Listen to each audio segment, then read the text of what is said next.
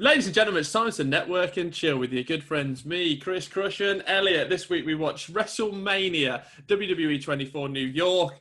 In those words, but just move them about. E-Dog, what did you think?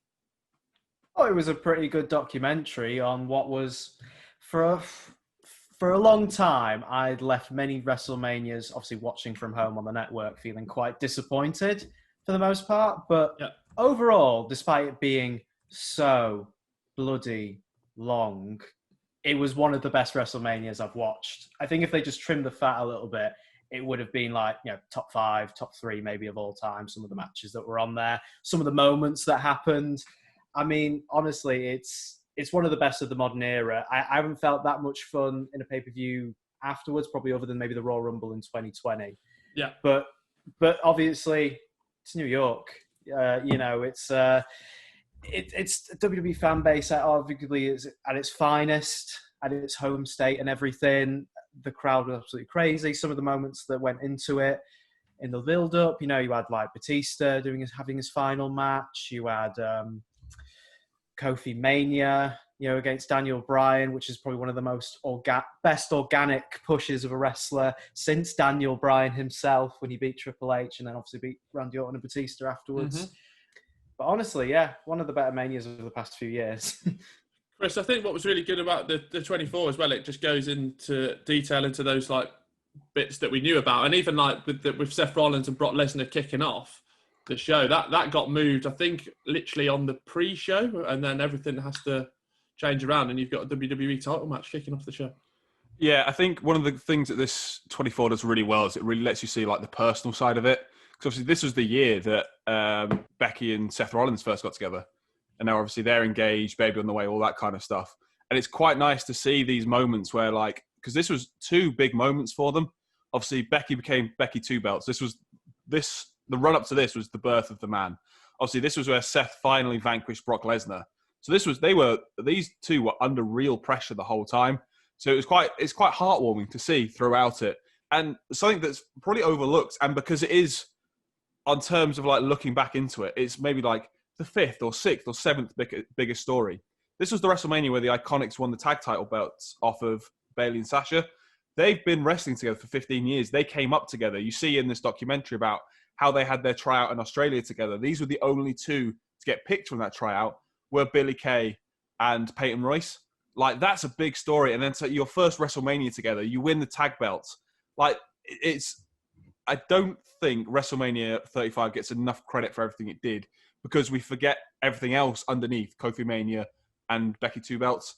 And there were so many really good stories going into it. It was a really good Mania.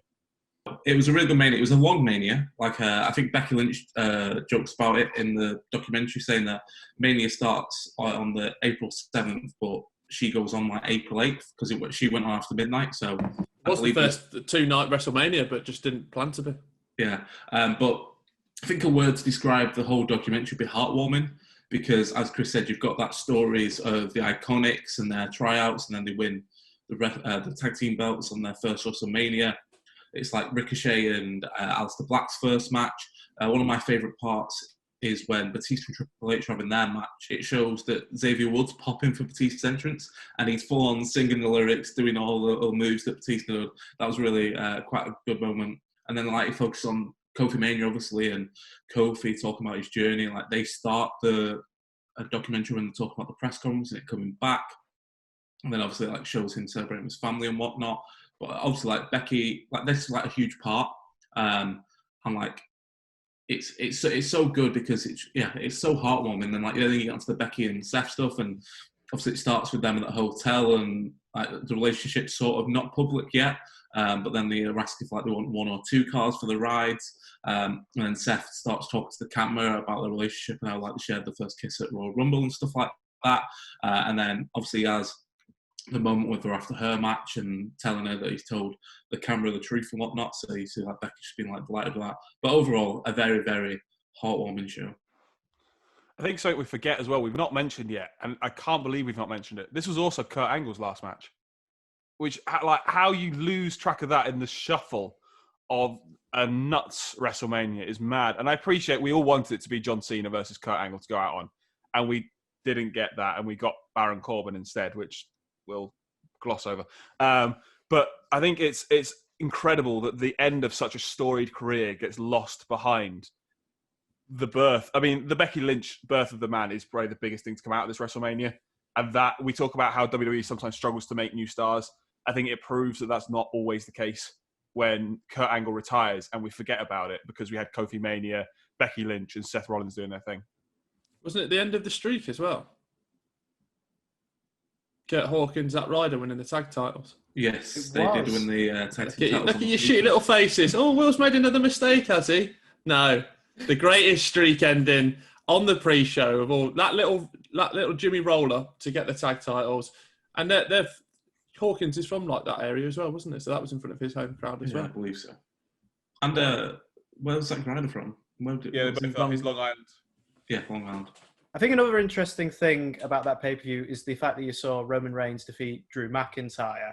And to say it bluntly, I didn't really see them like becoming the heads of the company, you know, on both brands a year later at the time. And just to see the journey that those guys have gone from, you know, having kind of a pretty mellow feud. It was a decent match from what I remember.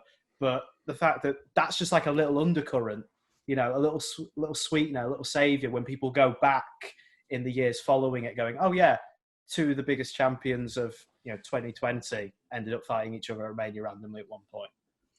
Just to wrap this all up, obviously wider than the documentary, but we're sort of on the we're on the slip road to the beginning of the road to WrestleMania. But do we think, after everything that's gone on in the world, we'll be having 2-night WrestleManias going forward? And is that something you'd like to see, Chris? I would be very up for it because WrestleMania is a slog. Like, it's a hard slog for the real ones. And it's something they do in New Japan. They have their big Wrestle Kingdom in January, over 2 days, and it works a lot better and it makes it a lot more easy to digest. So I'd be quite up for that. I think it'd be a good way of doing it. Whether or not Vince will be up for that, because obviously then you've got to sell double tickets, and then are you going to be able to fill out a big stadium twice and all this kind of stuff. Whether Vince will go for it, I don't know, but I'd be quite happy seeing either a cut down WrestleMania. It doesn't need to be the 3.5 hours that they did last time with no crowd. Like, it could be 4 hours, but it also doesn't need to be with the pre-show, the 7-hour slog that you're there kind of strapped in for. Because you are, at that point, like, I think Kurt Angle's match was, I think, the third from the end. I mean, at that point, you're just waiting for Becky at that point. So I think that's why it loses some of its flavour, those big moments, because half the crowd's gone to the toilet and I'm there on my 17th coffee trying to stay awake for it. I mean, to be fair though, when you actually are there, it flies by. Yeah, like, I bet it does, pal. I remember, like, I went down to get like a drink and snacks as the kickoff show started, so I missed the Neville entrance. And I was probably the only person in that whole crowd wearing the Neville t-shirt. So I was gutted that I missed my one opportunity to get on TV. But I'd bought this like massive drink and then like 2 pretzels. But that kept me going for the whole show. Like, it just flies by and then it's over before you know it and you're like, oh, I wish I had more.